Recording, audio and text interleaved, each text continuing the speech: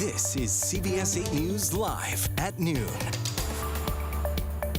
Good afternoon. Hope you're staying dry and safe. Thanks for watching. I'm Heather Myers. And I'm Neda Irampour, and we are going to begin this hour with word of a flash flood warning that just went into effect. We also have a flood advisory, and there's this voluntary evacuation warning. Let's send it over to Evan. This just came in, right? Oh, yeah, this one just a few minutes ago. Flash flood warning, first one of this storm, and flash flooding is where we see the biggest concern related to damage to property and life, of course. That's why we take these so seriously. You might have just seen that crawl up at the top of your screen a few minutes ago. That's going to be in effect through 145, covers areas like Oceanside, Carlsbad, Vista, Encinitas, Del Mar, Fallbrook, all spots that are seen, as you can see that underlying radar, the moderate to heavy bands of precipitation coming on shore as we speak. Flood warning in effect along the San Diego River, high surf advisory along the coastline. So when we talk about the next several hours, we've still got a good amount of rain on the way. You can see how between now and about 3 p.m. or so, we're going to be working with a good amount of it. I do want to switch over to what we have right now as far as live radar goes, because this is what we're talking about. I'll give that little bit of a pointer to show you that moderate to heavy rain that's coming on shore between Oceanside and Del Mar. Good amount of additional rainfall still on the way. I want to send things out to Regina Rita. She is live in Oceanside to give us more on how things are looking out there right now. Yeah, Evan, you said it yourself, right? We are in the middle of the bulk of that rain, so it's coming down pretty hard here. We're actually being told that that flood watch has actually been upgraded to a flood advisory. So this is what we're looking at right now. We're experiencing some pretty heavy rainfall. Wind gust is what makes it very miserable out here. But if you take a look to my left, you can see there is a high surf right here. This is a high surf advisory in the area as well. No one in the water at the moment, no surfers here. Probably a good idea just because of how intense the weather conditions are getting. As far as our right side over here towards the boardwalk, you're probably seeing 1 or 2 people towards this area, but not as many people as we would see just because of how intense, again, the weather conditions are getting. As far as the roads, if you are on the road, I strongly recommend that you slow down. The roads here are extremely slippery and also very wet from the amount of rainfall that we've been getting. Just 30 minutes ago, we weren't seeing any flooding, but now in the low-lying areas, we could start to see more flooding just because of how much rainfall we're getting in the last couple of seconds. Look, we were here 30 minutes ago. We got in our car, we just got out, and we are drenched, my photog and I. So that's what we're experiencing in this area.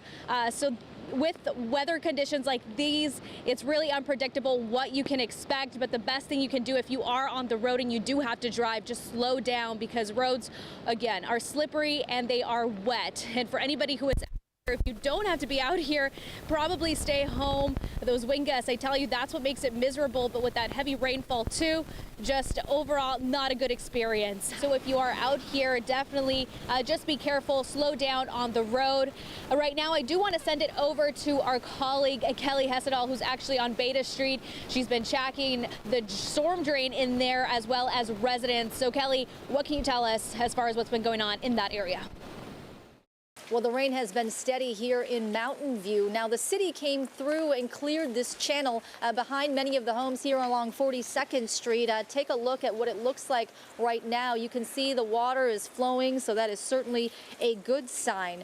Raul Landavazzo, I introduced you to him last Monday, the day of the storm. This is his backyard that I'm standing in. He came by today to check on the channel and to see how much rain there is out there so far. We're still concerned, and we're going to see what happens. I mean, the worst already happened. It can't get any worse, as you guys can see.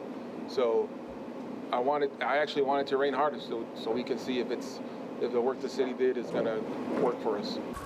And so far, no problems yet. But as you heard him say, the concern is certainly still there. You can imagine the anxiety homeowners here feel, afraid this area will flood again. Now, as you mentioned, yesterday, the mayor issued a voluntary evacuation warning for flood-prone areas. Landavazzo tells me most of his neighbors have already left because there's mold in so many of the homes here. They left to stay with family members. He says some got vouchers to stay in motels. Now, just to remind you of what the channel looked like before, we do have a side-by-side image before and after it was cleared. A lot of trees, vegetation, debris was cleared away. Landavazzo says it took about 3 days to clear the area behind his house, and he just wishes this would have happened before last week's storm. They ignored our calls. You know, they say the city works for the people. They weren't working for us. And I can tell you, I have seen a couple of city crews in this neighborhood. I saw a fire truck earlier as well, and it appeared they were kind of canvassing the area, keeping an eye on things. So we're going to remain out here all day long here in Mountain View, monitoring things as well, and we'll keep you guys posted. Kelly Hessedal, CBS 8.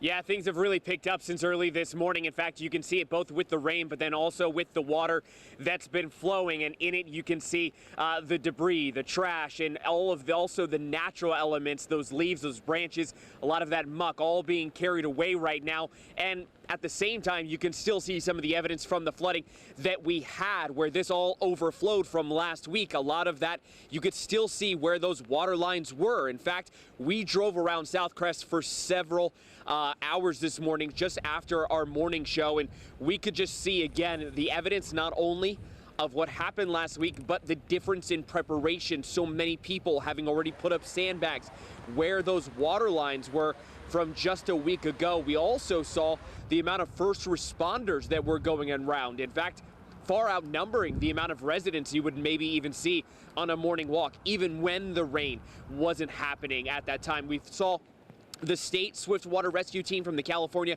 Office of Emergency Management. We saw them driving around this area. Just a short time ago here off camera, we saw the San Diego Fire lifeguards also going around. There's been a number of police officers in the area as well too. And again, I think that serves the point that they are trying to make sure that they are prepared, but also making sure that residents are aware of what could happen, what did happen, and of course how it is that they can help them maybe try to avoid a lot of that mess that we saw last week, or maybe even get out ahead of time. Now, if you are planning to evacuate from one of these low-lying areas like Southcrest, the best thing to do is to try to leave now. If you're going to see any standing water, any of that ponding water, which we have started to see, again, some of it, very small, but some of it, best to try to avoid that. Turn around if you can. Don't drive through it. It's only going to get worse from here. We saw just last week a number of people taking to higher ground. Try not to go to your roof. If you do have to, though, try to signal for help right away. Again, we're seeing those swift water rescue teams making sure that they are present, they are visible, and that you see them.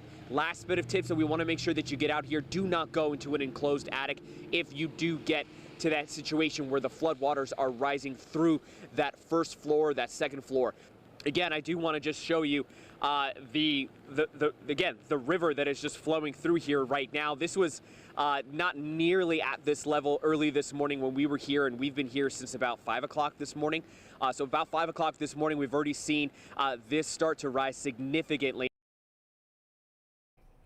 All right, Chris, thank you. So San Diego Gas and Electric also has some safety tips for you. They are telling you not to touch any downed power lines or even a broken gas line. Instead, immediately call 911. If you are evacuating, disconnect all electrical appliances, turn off your electricity, gas, and water at their sources. Netta? A reminder that county officials are urging you not to drive right now unless you have to. It's tough to get around. So here's the heads up from CHP. Never drive in flooded areas. You can risk getting stuck and trapped in your car. But if you have to drive while it's raining, you see the tips on your screen. If you're using your windshield wipers, CHP says turn your headlights on. Those should go together.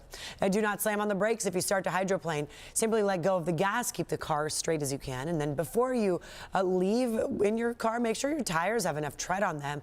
And of course, slow down. No need to rush. Leave more room between you and the other cars. And you can always keep up with the latest weather conditions and alerts if you're out on the go by downloading the free CBS 8 app now. Get it from the Google Play or the Apple App Stores. Okay, it's 12:09 here, and I would say in the past hour it started getting louder. Yeah. And of course, our live shots of our reporters out there. We can hear it a bit more. Very intense, yeah.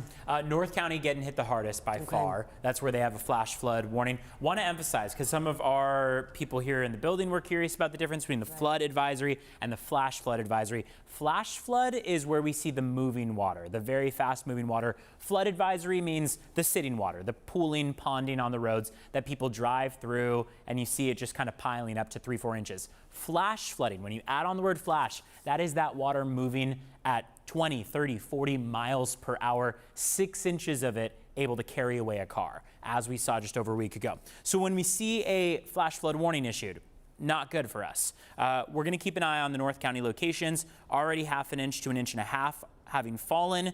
It looks like they're still looking at an additional 1/2 inch to 1 inch possible in the warned area. So life-threatening flash flooding possible, already showing up on Doppler radar. That's right behind us. Here's the Oceanside area down through Del Mar. When we look at totals, we just got some in, but so far most of these numbers are looking to be around 3/4 of an inch to an inch total. That has fallen thus far. Here's what's still on the radar. I'm going to throw these off to the side. We've got the areas of yellow and orange as prime concern. So from Oceanside through Del Mar, here's the next wave that we're watching for that's going to cause a lot of trouble out there. San Diego, all this yellow, including here in Kearney Mesa, we hear it. Moderate rain coming down as we speak. Stronger bands stacked off the coastline. This is where we see that additional risk of some flash flooding. We have that flood advisory, and then on top of that flood advisory, that's the green. The red indicates the flash flood warning. On top of that, we've got a normal flood warning. That's for the San Diego River. And then on top of all of that, we've got a high surf advisory along the coastline. Don't get in that water. That water along the coast really looks just like a washing machine. So stay out of it. Okay.